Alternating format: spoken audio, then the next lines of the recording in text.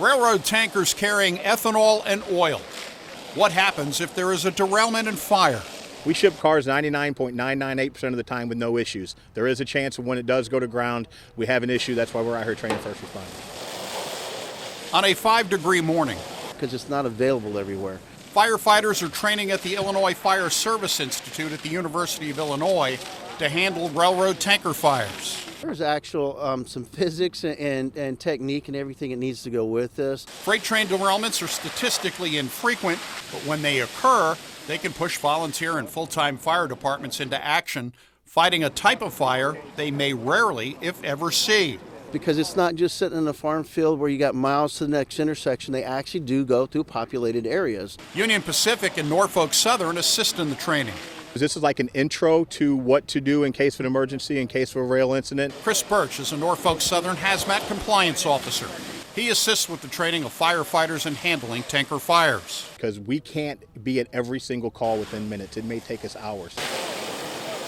Railroad, hazmat, things like that, it's a slow process. A lot of things got to go into it. You got to do some equations, some chemical things, some math, and then once we decided we're at that point, we can put the fire out. But that could be hours in. That could be anywhere from 30 to 3 hours before we're able to put the fire out. In March 2017, a Union Pacific freight train carrying ethanol derailed and caught fire in Iowa. It burned for more than 36 hours. If they've actually got a leak, there may not be anything they could do because the vessel's already opened up, but it's how they prevent any contamination to the ground, the environment, trying to capture, contain everything so it stays there so they can clean it up. The Iowa derailment damage is estimated at $4 million, with the accident in part being blamed on a broken rail. The National Transportation Safety Board pointed to the use of tankers known as DOT 111s, which tend to break open in accidents. They are being phased out by May 2023 and replaced with safer models such as the DOT 117. And they've beefed up the tank car. So they take a tank car, they put another couple inches of steel on it, they put some head shields on it. They've done things to make these things safer. In addition to smaller departments, larger city fire departments get training in tanker fires as well.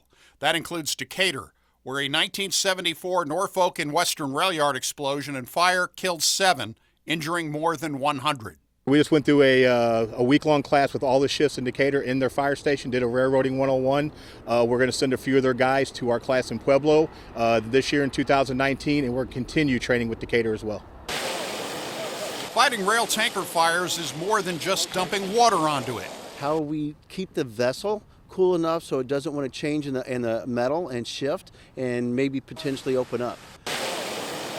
We're cooling the tanks first before you put the fire out. We've got to get the tanks to a controllable temperature in order for the fire to go out. So there's lines, markings, there's things we can do to read the tank to know that it's cool enough now we can go and attack the fire. By giving the firefighters the training on how to protect the rail car as well as understand what may be in the rail car, that gives them ideas on how to solve problems if there ever would be an incident. Expert training to protect communities with rail traffic across the state. For the I-Team in Champaign, Doug Wolf, WAND News.